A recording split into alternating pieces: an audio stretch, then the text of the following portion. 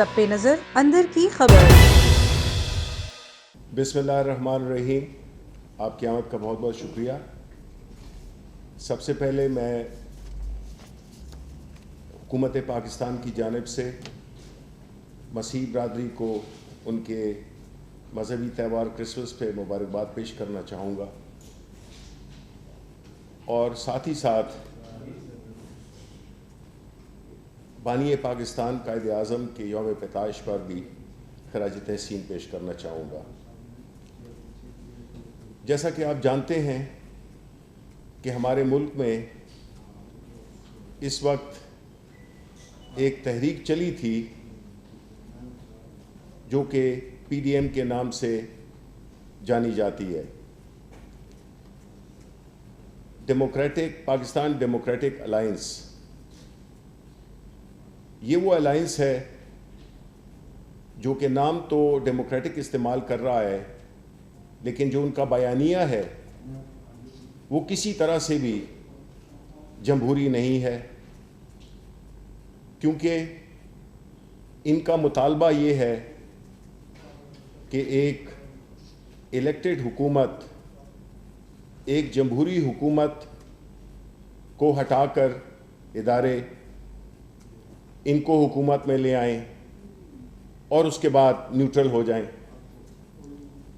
یہ مطالبہ انتہائی مضحکہ خیز ہے، کیونکہ جس چیز پہ آپ ایک جمہوری حکومت کو ہٹانے کا مطالبہ کر رہے ہیں وہ ایک شفاف الیکشنز کے تھرو وجود میں آئی، جس کی گواہی انٹرنیشنل اداروں نے، فیفن نے اور جتنے بھی ادارے تھے انہوں نے اس کی تصدیق کی۔ اور اگر آپ اس کا موازنہ کریں 2013 کے الیکشنز میں، جس میں کہ پاکستان تحریک انصاف نے ایک مہم چلائی تھی، ایک تحریک چلائی تھی جو کہ منتج ہوئی ایک قانونی اور جمہوری طریقے سے، جس میں کہ تمام مراحل کو طے کیا گیا، یعنی کہ ہم الیکشن کمیشن آف پاکستان کے پاس گئے، ہم نے اپنے سپریم کورٹ کی طرف گئے، ایک جوڈیشل کمیشن بنا، ہمارا مطالبہ تھا کہ 4 حلقوں کو کھولا جائے، اور اسی کی بنیاد پر وہ 4 حلقے کھولے گئے اور اس میں ریگنگ ثابت ہوئی۔ ہم نے پارلیمنٹ میں بھی یہ سوال اٹھایا تھا، لیکن کیا یہ سیاسی جماعتیں جو کہ اس وقت جمہوریت کے دعوے دار بنے ہوئے ہیں، انہوں نے کسی ایک پلیٹ فارم کو بھی استعمال کیا؟ کیا یہ الیکشن کمیشن کے پاس، پاکستان کے پاس گئے؟ کیا انہوں نے کسی اور ادارے سے جو کہ عدالتی ادارہ ہو، پلیٹ فارم ہو، جہاں پہ انہوں نے استدعا کی ہو، کیا انہوں نے پارلیمنٹ میں اس کو اٹھایا، کسی کمیٹیز میں ان کو اٹھایا؟ ان کے پاس ثبوت کیا ہیں؟ ان کے پاس کوئی ثبوت اگر ہیں تو وہ سامنے پیش کریں۔ صرف اس بات پہ کہ جی آپ کو الیکشن کے نتائج، آپ کی کارکردگی یا ناکارکردگی اور آپ کی جو حیثیت ہے اس کو پاکستان تحریک انصاف نے آشکار کیا، آپ کی لیک آف پرفارمنس کی وجہ سے لوگوں نے آپ کو ووٹ نہیں دیے، لوگوں کو پتہ چل گیا تھا کہ آپ نہ صادق ہیں نہ امین ہیں، اور آپ نے 2 سال بعد اچانک اٹھ کر، جب آپ کو کوئی ریلیف نہیں ملا، جب آپ کو کوئی این آر او نہیں ملا، فیٹ ایف کے قانون کے بعد آپ نے یہ طے کر دیا کہ ابھی تو کچھ ملنے والا نہیں ہے، تو آئیں اس کو ہم تحریک شروع کرتے ہیں۔ ثبوت بھی نہیں ہے اور نہ وہ طریقہ کار اختیار کیا گیا ہے جس سے کہ یہ ثابت کر سکیں کہ اس الیکشن میں کوئی دھاندلی ہوئی ہے یا نہیں ہوئی۔ آج اس لیے بھی اہم ہے کہ ایک اہم سیاسی ڈیولپمنٹ ہوئی ہے جس کی تفصیلات علی امین آپ کو بتائیں گے، کیونکہ جو اس تحریک کی سربراہی کر رہا ہے جو شخص، جو نکلا ہے، جو صدارت کر رہا ہے ایک ایسی تحریک کی، اس کے خلاف اپنی ہی پارٹی میں ایک تحریک شروع ہو گئی ہے۔ اس کی تفصیلات آپ کو علی امین گنڈا پور بتائیں گے۔ جی علی۔ بسم اللہ الرحمن الرحیم۔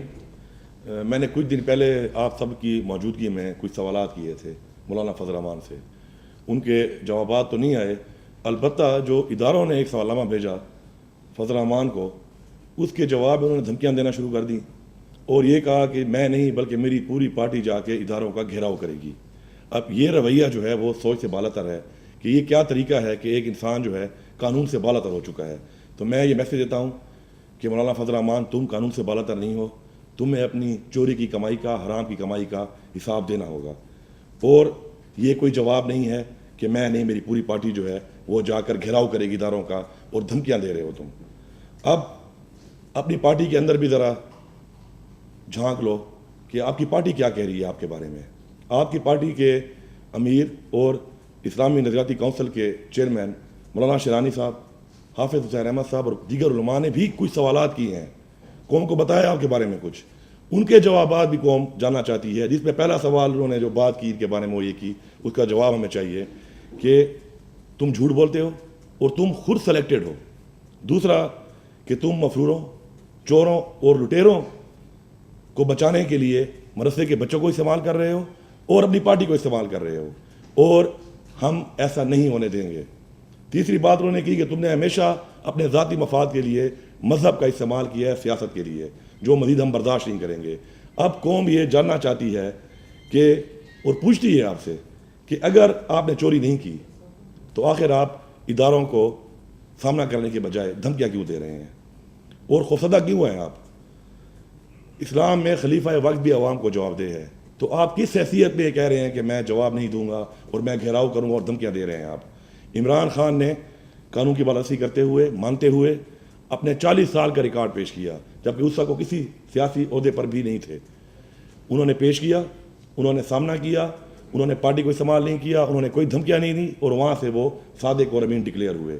جبکہ یہاں پر مولانا فضل الرحمان جو ہے جس طریقے سے دھمکیاں دے رہا ہے، اس سے واضح ہو رہا ہے کہ یہ چور ہے۔ ہمیشہ تلاشی وہ نہیں دیتا جو چور ہوتا ہے۔ اس کے ساتھ ساتھ جو پہلے تفصیلات بتائی گئی ہیں آپ کو، کچھ ہی دنوں میں آپ کو اربوں روپے کی مزید پراپرٹی کی ثبوتوں کے ساتھ یہاں پھر پیش کروں گا۔ ہر گزرتا ہوا دن ہمیں ثبوت مل رہے ہیں اس کی بے نامی جائیدادوں کے، اور جو اربوں روپے میں ہیں۔ یہ کب تک بھاگے گا؟ ہم اس کو چھوڑیں گے نہیں، اور یہ اداروں کو دھمکی، اداروں کو گھیراؤ کرنے کی جو یہ باتیں کر رہا ہے، یہ قابل قبول نہیں ہے۔ قوم کو جواب دینا پڑے گا، اپنی پارٹی کے سوالوں کا جواب دینا پڑے گا، اپنی پارٹی کے لوگوں کو ان کی سچ اور حق کی بات کے اوپر پارٹی سے نکالنا کوئی جمہوریت نہیں ہے۔ یہ جمہوریت نہیں ہے، ڈرامہ بنایا ہوا ہے انہوں نے۔ اور یہ جو پی ڈی ایم پہ ابھی شبلی فراز صاحب نے بات کی کہ یہ ڈیموکریٹک موومنٹ تو ہے ہی نہیں، کیونکہ یہ فوج کے ادارے سے ڈیمانڈ کر رہے ہیں کہ ایک الیکٹڈ حکومت کو آپ ہٹائیں، تو ڈیموکریسی تو ختم ہو گئی یہاں پر۔ تو وہ جو ہم پہلے کہتے تھے کہ یہ پی ڈی ایم ایک پاکستان ڈکیت موومنٹ ہے، تو میں آپ سے ریکویسٹ کروں گا کہ اس کے بعد اسی نام سے لکھا اور پکارا جائے اس کو۔ Thank you. A1 TV، سب پہ نظر، اندر کی خبر۔